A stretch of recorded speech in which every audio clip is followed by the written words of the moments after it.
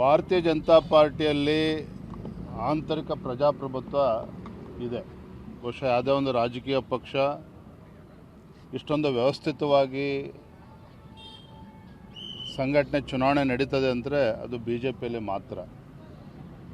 ಮಂಡಲ ಮಟ್ಟದಿಂದ ಹಿಡಿದು ಜಿಲ್ಲಾ ಮಟ್ಟ, ರಾಜ್ಯ ಅಧ್ಯಕ್ಷ ಚುನಾವಣೆ ಮತ್ತು ರಾಷ್ಟ್ರೀಯ ಅಧ್ಯಕ್ಷ ಚುನಾವಣೆ ಎಲ್ಲವೂ ಕೂಡ ವ್ಯವಸ್ಥಿತವಾಗಿ ಏನು ನಮ್ಮ ಕೇಂದ್ರದ ವರಿಷ್ಠರು ನಿರ್ಧಾರ ಮಾಡಿದ್ದಾರೆ ಅದರಂತೆ ಎಲ್ಲವೂ ಕೂಡ ನಡೀತಾ ಇದೆ.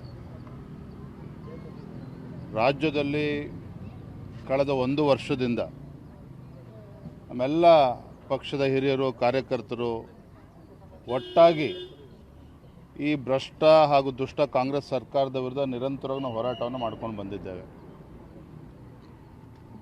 ನನ್ನ ಕಳೆದ 1 ವರ್ಷದ ಅವಧಿ ನಾನು ಯಾವ ರೀತಿ ಕೆಲಸ ಮಾಡಿದ್ದೇನೆ ರಾಜ್ಯದ ಅಧ್ಯಕ್ಷನಾಗಿ ಅಂತೇಳಿ ರಾಜ್ಯದ ಜನತೆಗೂ ಕೂಡ ಗೊತ್ತಿದೆ, ನಮ್ಮ ಕಾರ್ಯಕರ್ತರಿಗೂ ಕೂಡ ಗೊತ್ತಿದೆ, ನಮ್ಮ ಪಕ್ಷದ ಹಿರಿಯರಿಗೆ, ಶಾಸಕರು ಕೂಡ ಗೊತ್ತಿದೆ, ಎಲ್ಲರೂ ಕೂಡ ಗೊತ್ತಿದೆ. ಹಾಗೆ ನನಗೆ ಸಂಪೂರ್ಣ ವಿಶ್ವಾಸ ಇದೆ, ಎಲ್ಲರ ಸಹಕಾರದಿಂದ ರಾಜ್ಯದ ಅಧ್ಯಕ್ಷನಾಗಿ ಮುಂದುವರಿತೇನೆ, ಪಕ್ಷವನ್ನು ಬಲಪಡಿಸ್ತಕ್ಕಂಥ ಕೆಲಸ ಮಾಡ್ತೇನೆ ಅನ್ನುವ ಸಂಪೂರ್ಣ ವಿಶ್ವಾಸ ನನಗಿದೆ. ಸರ್, ಎಲ್ಲವೂ ಸರಿಯಾಗುತ್ತೆ ಅನ್ನುವಂಥ ಮಾತನ್ನು ನೀವು ಹೇಳ್ತಿದ್ದೀರಾ, ಬಟ್ ಅಸಮಾಧಾನಿತರ ಸಂಖ್ಯೆ ಜಾಸ್ತಿ ಆಗ್ತಾ ಇದೆ.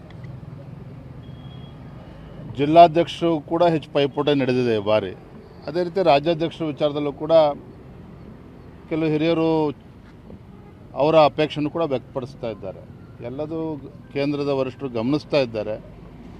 ಎಲ್ಲವೂ ಕೂಡ ಒಳ್ಳೆಯದಾಗ್ತದೆ, ಸುಖಾಂತಿ ಆಗ್ತದೆ ಅನ್ನೋ ವಿಶ್ವಾಸ ನನಗಿದೆ.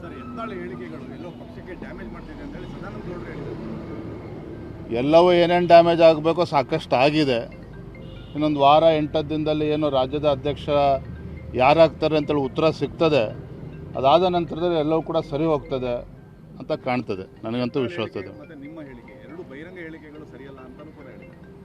ನಾನು ಯಾವುದೇ ಬಹಿರಂಗ ಹೇಳಿಕೆಯನ್ನು ನೀವು ಕಳೆದ 1 ವರ್ಷದಲ್ಲಿ ನೀವು ನೋಡಿ, ಯಾರು ಏನೇ ಹೇಳಿಕೆಯನ್ನು ಕೊಟ್ಟರೂ ಕೂಡ ಯಾರ ವಿರುದ್ಧನೂ ಕೂಡ ನಾನು ಹೇಳಿಕೆಯನ್ನು ಕೊಟ್ಟಿಲ್ಲ. ಯಾವುದೇ ಬಹಿರಂಗ ಹೇಳಿಕೆಯನ್ನು ಪಕ್ಷದ ವಿರುದ್ಧ ಹೇಳಿಕೆಯನ್ನು ಕೊಟ್ಟಿಲ್ಲ.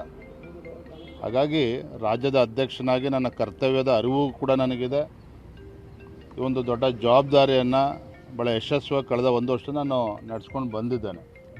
ಹಾಗಾಗಿ ಏನು ಇನ್ನೊಂದು ವಾರ 8 ದಿನದಲ್ಲಿ ರಾಜ್ಯದ ಅಧ್ಯಕ್ಷರು ಯಾರು ಅಂತಕ್ಕಂಥ ಉತ್ತರ ಸಿಗ್ತದೆ.